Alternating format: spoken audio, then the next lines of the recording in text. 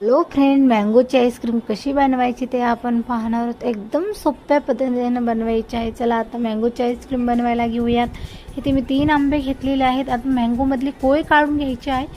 कोय काढायला थोडीशी अवघड जाते. आता मी मँगोमधल्या कोय काढून घेतलेल्या आहेत. मँगोची आईस्क्रीम बनवण्यासाठी 1 ग्लास दूध, काजू बदामाची पेस्ट घालून थोडं हलवून घेते.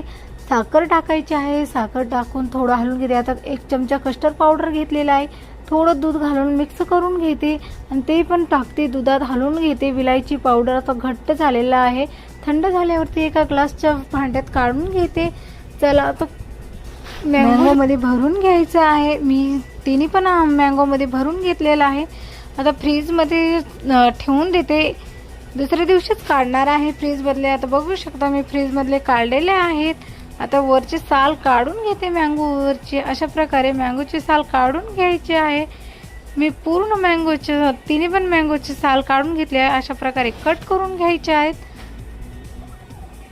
मँगोची आईस्क्रीम रेडी आहे. चला, तुम्हाला मँगोची आईस्क्रीम आवडली असेल लाईक, शेअर, सबस्क्राईब करा.